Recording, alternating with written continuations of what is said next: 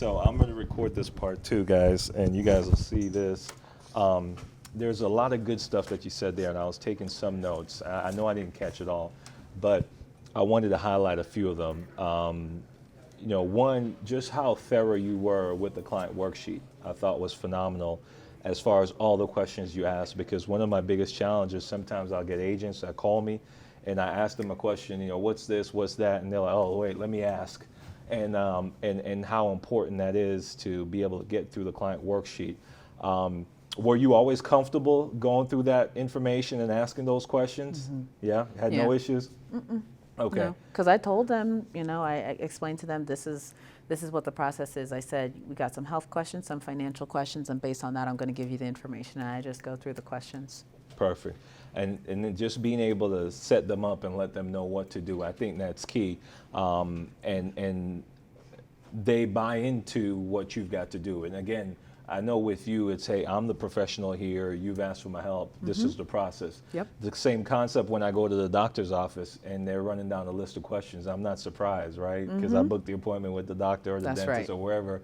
And so I expect them to ask me questions to help diagnose the situation. That's right. So that way they can give me the treatment that I've requested. That is correct. And so I wanted to highlight that, though, because that's crucial, and I don't want agents to skip over that. You have to have that thought process that, hey, I'm the doctor, they're the patient, I need to do my job. I can't prescribe you something until I know what's really going on, right? And don't feel afraid or hesitant to ask the questions, personal questions, as long as you've told them up front that you're going to ask them those questions. Now, if you don't give them a warning and then you just start asking questions, they might be like, wait, why do you need my social security number? Exactly. And so, but if you tell them up front, hey, here's what I'm going to do, that'll make the process a lot easier. And it's important. I know I still do to this day, even as a seasoned or whatever you want to call me agent that's been working 3 years. I use that client worksheet every time. Every time. You have to. If you don't use the client worksheet, financial inventory, fact finder, whatever it is that you want to call it, if you don't, you are playing games. Yeah. Why? Because there are questions on there that you have to ask to be able to thoroughly and properly answer the questions on the application. So if you don't ask those questions, well, for me, like, there are even some things that I added onto the client worksheet that's already available because when I would go through the questions on the application, now all of a sudden something's coming up. So let me ask you all these questions up front in the first place so that when we get to the application, there's no surprises. It's not a shocker. And I can also, properly put them in the right product that's going to make some sense. Because if I don't ask you, have you ever had a heart attack, a stroke, or whatever, and you're not thinking about that because I didn't ask, well, you can't get any term. You can't get any, certain products because you just had this major medical event occur. Yeah. I really think, one, setting the structure, which you did phenomenally well, and then getting the details on the client worksheet, that's like the 2 keys to success in any in-home process. Because if you do that, 1, the client knows that you're doing business, and 2, you know exactly what product you can help them with. And if you don't know the product, then when you call your manager, they can help you quickly determine what product is going to be best. And when you got started, did you call in the home a lot? Oh, yeah.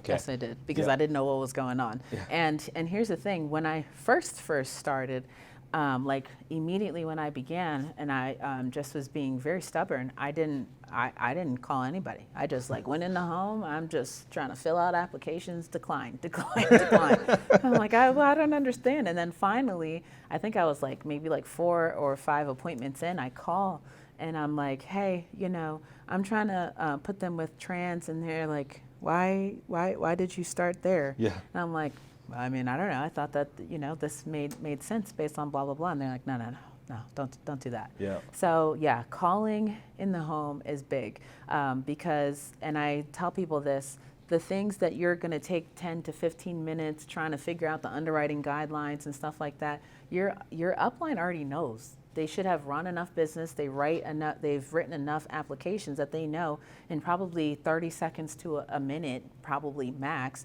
what it is that you should write for this client. They already know. So all that time that you're taking trying to figure it out, they already know. All you gotta do is just call them and let them know. And when you put in enough reps, eventually you will know yourself, and it will just become second nature to you.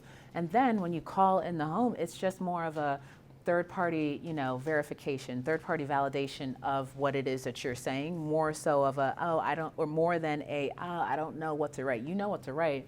You just want to have that third-party validation that, adds credibility in the home for you. Yeah, and one of the things I always said to my clients, if I'm sitting with Mary or Bill or whoever, it's like, hey, I pretty much have a good understanding, but if I don't know something, I'll let you know, and I got a team of experts that I can call. Yep. And People love to hear that. Yeah, absolutely. And I always say, hey, Miss Mary, give me just a minute. I'm pretty sure I know what we're going to do here.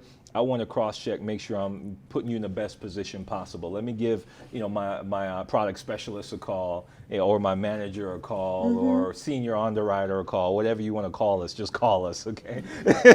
And so that was crucial to help me learn quickly in the house without having to be the product guru. That's right. And probably end up studying a product like Transamerica, which we don't use that much anyway. And so that way I got to learn, okay, so if this is a situation, I use this product, and you learn specific to the need. And it's almost a way of shadowing somebody, but not shadowing them. That's right. Because they could be right there with you on the phone. But that was phenomenal. I like that thorough job you did of going through the client worksheet. And you asked questions, even though this was a final expense appointment, you asked about the mortgage as well and that type of stuff. What was the reason? So the reason that I do that is because I really want to fine tune what their budget really is. So she had told me that she's renting, then I just asked her, okay, that's your rent, perfectly fine, great. Now, what are your utilities and all that stuff? I'm trying to figure out what is their budget actually going to be, because, if I try to guess, that's not going to help. Even if, she makes $8,000 a month, but her expenses exceed $6,000, what one person may have thought that they could offer really is not going to make too much sense, because you don't want to eat into their whole entire budget, whatever it is that they have left.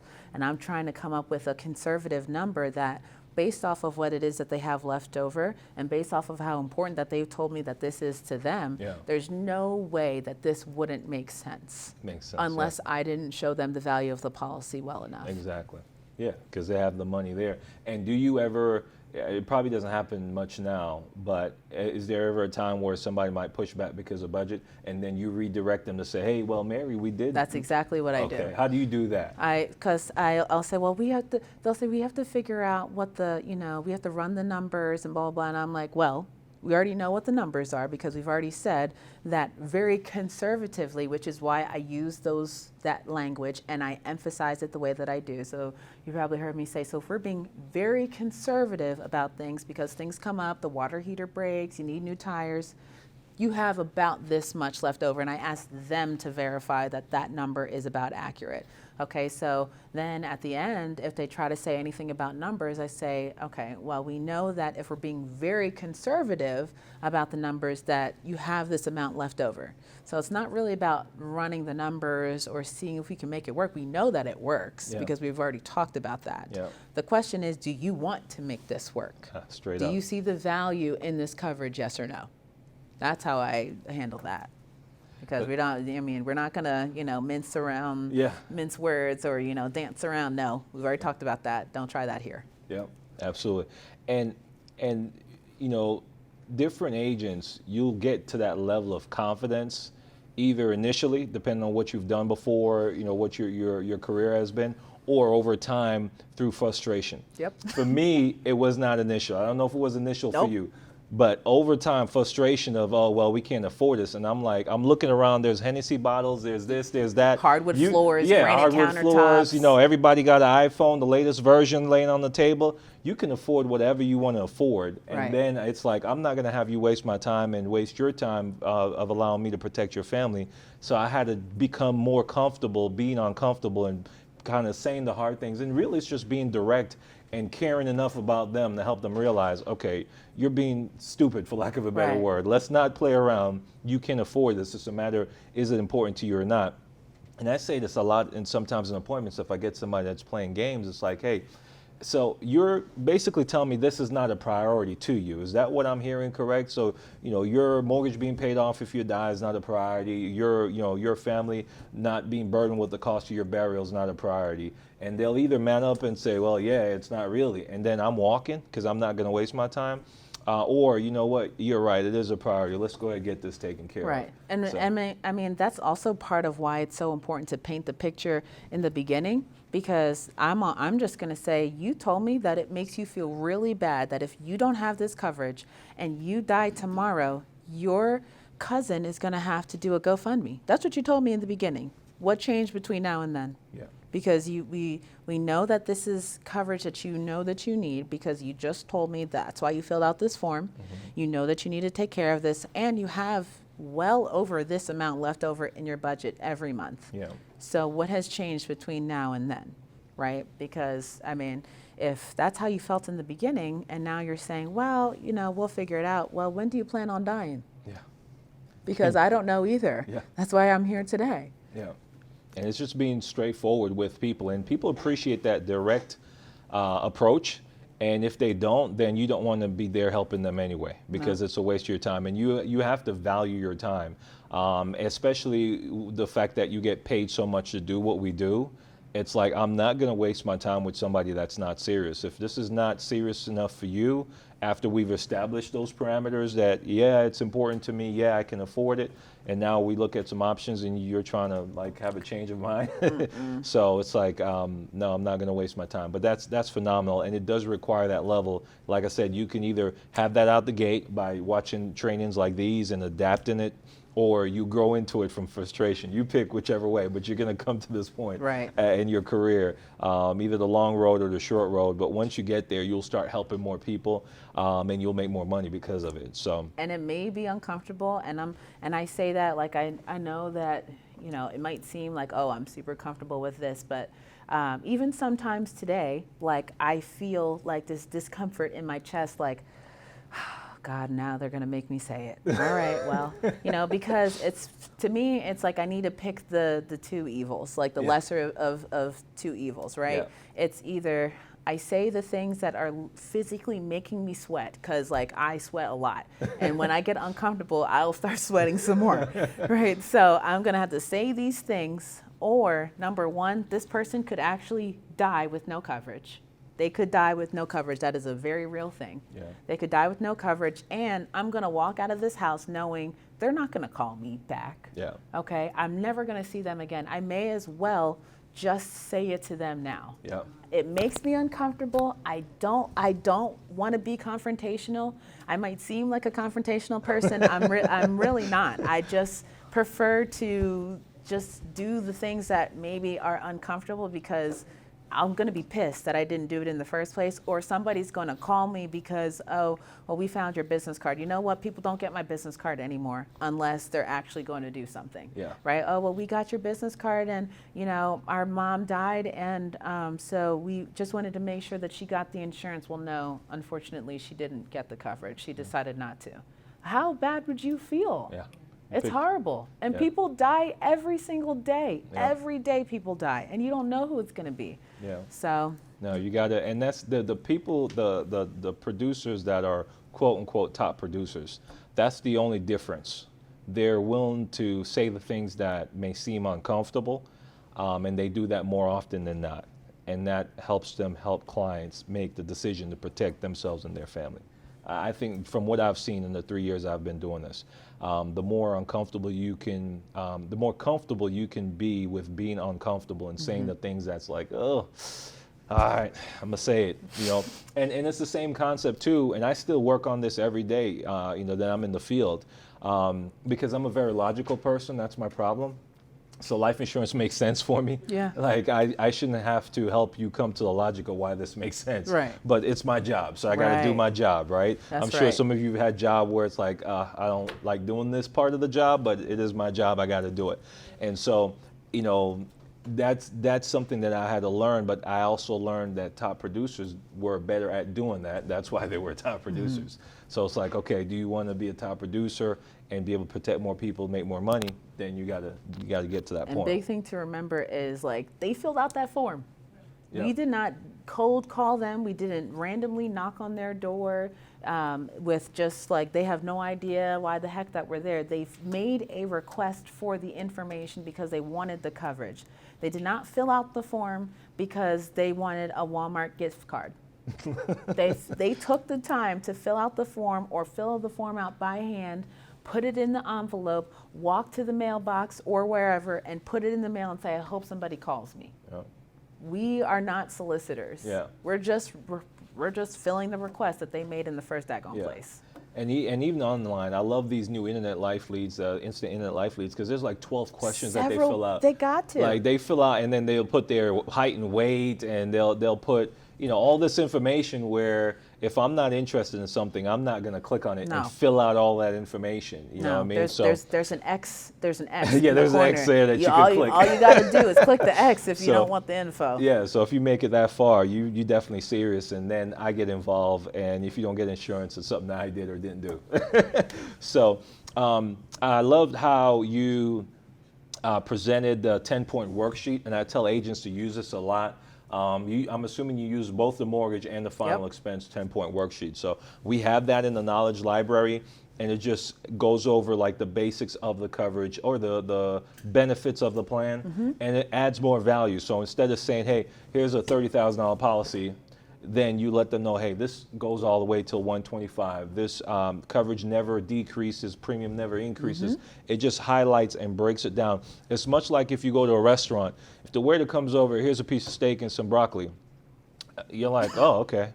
But then if he comes over and said, hey, this is, what's the type of steak? I don't even know. Ribeye. Ribeye, Kobe, whatever, Japanese. And he just kind of tells you, hey, this cow's been massaged and it's not. Now you're like, that sounds interesting. I'll pay an extra $50 for that piece of steak opposed to the, or if it's like, bring you some here's some Brussels sprouts. No, these Brussels sprouts are caramelized and with bacon and and you just when you look at the menu, it gives you a little bit more details, and it's that value, right, that you add to the policy. So if you're the type of insurance agent that's just going in, here's a $10,000 policy opposed to breaking down. Here's a quote. Yeah, here's a quote, right? Jesus God, I never don't do lose. it. Don't ever Don't use do that it. word quote. I present plans. We're putting a plan in place. For God forbid you're not here, we have a plan. I am not the quote girl. Yeah. I just want to quote. Well, I don't do those. Yep. I am supposed to make sure that I actually talk to you and see what's going to make the most sense for you. So if you want to quote, you should go talk to your friends and talk to them about whatever it is that you want to talk about. And when you're ready to make sure that you can protect your family, you can give me a call. I'll write my phone number down on a piece of paper and give that to them. I'm not the quote girl. Yeah, exactly. Don't waste your time. Yeah. So it's crucial to make sure you set that parameter. And again, guys, if you don't have this out the gate, you're going to learn it by bumping your head, and then you figure it out the hard way. But we're trying to kind of help you, get over faster. that. Yeah, win faster. Amen to that. So, and I like also what you did with the takeaway, right? As long as I can get you approved, that's so crucial, because it also takes a little bit of pressure off of them, where it's like, hey, I'm not like guaranteeing you that this coverage is the case. That's right. One, because you might not have told me everything, and we might get some questions asked that you didn't answer when I asked you them very directly, because that happens sometimes. Yep. And then two, the fact that it's maintaining that control as a producer, right? That you're there to help them, and hey, we're going to see if we could get this approved. Yeah. This is not Walmart. You do not. I'm not just coming in here and you get to say, oh, this one, and yes, you automatically get to have it. It doesn't work like that. There's an underwriting process, and you might tell me all that you believe that you know and all that you can recall and remember, but there still might be something in your history that might decline you, that might get you declined, and I don't know why, and you don't recall why, and neither of us know. So this is not an automatic thing. There's an approval process. So maybe you can get the coverage and maybe not. Exactly. And then when you do, let's say we write them with America, and America in most cases will tell you it's approved. Rarely you go to underwriting with America. do you, or even if it's like a Prosperity or whoever else, Mutual now also offers that immediate decision on final expense. Do you tell them then, or do you tell them you'll follow up and let them know? How do you approach that? So if it'll give me the approval immediately, and we're talking Americo, I'll let them know, well, I got an approval here on the screen, but underwriters still have to go through and make sure that everything looks good, and I'm going to give you a call in 1 to 2 business days and let you know. Because there have been times that, like, somebody does get approved there on the screen, but like I entered in their name wrong. Like sometimes I'll look at it, I look at so many licenses and IDs and in so many different states, and I looked at the first name and put the last name at the first name or whatever, and now Americo looked through it, and like the underwriting team looks through it after the fact and says, you need to rewrite this application because like you did XYZ wrong. Yeah. So they could still, something could still stupid happen after the fact. But I will let them know. And I didn't always used to do it that way, but I think it does help to let them know this says that you're approved versus, only telling them after the fact. So if I have an on-screen approval, I'm going to let them know that I did get some type of preliminary approval, and that we're going to follow up in 1 to 2 business days, let them know that everything is squared away, good to go, and that they should be receiving policy documents in 7 to 10 business days. Perfect. I love it. And then I like how you use the per day breakdown. Did you start that initially, or you kind of learned that inside the sale? There was an Inside the Sale podcast that there's like this team of two women that kind of do things together. I think one has like a very thick like Russian accent or something like that. Yes, I know who you're talking about. Right. Yeah. So I heard that there, and just thinking about $3 a day, $2 a day, $1 a day. So $3 a day is $90 a month, right? Yeah. So, or something like that. $90 a month. That's right. And you have to be good at math to do this. Oh, let me tell you, that's $90 a month. That's still like a decent sized policy. 100%, but being able to break things down so that people can see it that way, and being able to say this is the equivalent of a Starbucks. This is the equivalent of a candy bar, a day. So for what it is that you would spend on a candy bar per day, and if you're like me, you might spend stupid money on stupid stuff every day. A little this day, a little that day. Everybody does. Right? So for what it is that you spend on a candy bar each day, you can make sure that if that money is put aside, your family is protected. Yeah. You said that you wanted to make sure that your cousin May does not have to do a GoFundMe. You can do it for a candy bar a day. Yeah. Right? So putting it to them like that, sometimes there's just a little bit of everything works, right? Yeah, everything works 100%. A little bit, right? So I've had people kind of look at things and say, for $5 a day, I can get this much. That's a $150 a month policy, right? For $5 a day, I can get this. Oh yeah, let's go with this one, $5 a day, because they saw $5 a day. Yep. Instead of just focusing on the $150 a month, $5 a day. So, I mean, sometimes it's just in the way that you present something to somebody. 100%. Yeah, absolutely. I love that. So I actually don't do that. I'm going to incorporate that. And maybe I could get to Hall of Fame sooner. Yeah. Now, like when you got these big, huge, monthly premiums, $600 a month. I don't do the per dollar a day. Per day. And, it doesn't look so good. $150 less. But we get like two. It's only $50 a day. What? Right. Exactly. I don't put it like that. So, no, but yeah, with policies that are like $200, $250 and less, I'll put that in there. Perfect. And then I'll finish with this. I like how you said you asked that question, and I wrote fast. I didn't get it right, but it was that last question. You asked it twice in different ways, and I like that. If I'm able to get you approved, I think it was which coverage level would make sense? Yeah, which benefit is going to make the most sense for you? Which coverage is going to be the best benefit for you? Something best benefit, okay. And then you kind of did the verifier that I utilize, which is, okay, so if I'm able to get you approved and you stated the premium of $200 or $125 or whatever, and then you were like... It's drafts in 1 to 2 business days. Drafts in 1 to 2, okay. Is this going to be comfortable for you? Is this going to be comfortable? Are you sure? Okay. and now I need that voided check, please. Perfect. You know what I mean? There's no questions about that. So, we're talking about me learning from my past mistakes, Yeah. right? And not explaining this and being able to then, validate for myself later.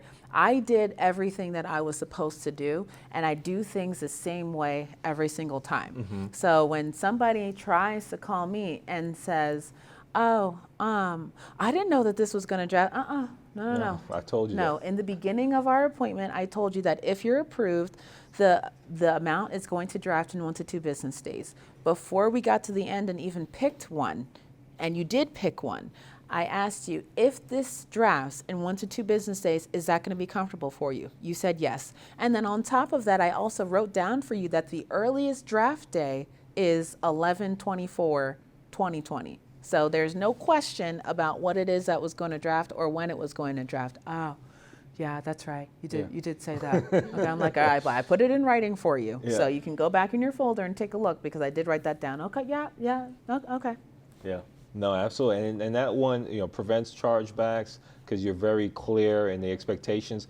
And I know one thing I do too, and I'll even tell them, when it comes out, it's going to say Americo Insurance Co. or it's going to say United of Omaha or whatever the case may be, whichever carrier, if it's Prosperity So USA since Life. I stack policies and That's a I good present question, I present the bundle price. What Yeah. I do is that on the credibility sheet that has all the different carriers, I'll circle each carrier that we're putting in applications for, and I'll write, this is the 30-year blah blah blah. This is your accidental. This is your identity theft protection. In parentheses, check your email. And then so I'll write down, okay, the $30,000 worth of coverage, for the $30,000 coverage, that's your whole life coverage, right? And it's going to be $200.39. I will write the exact dollar and cent number that it is for each level of coverage. Okay. So that when they look at their bank account, they say, oh, this charge matches up with what she wrote here. This charge matches up with what she wrote here and here.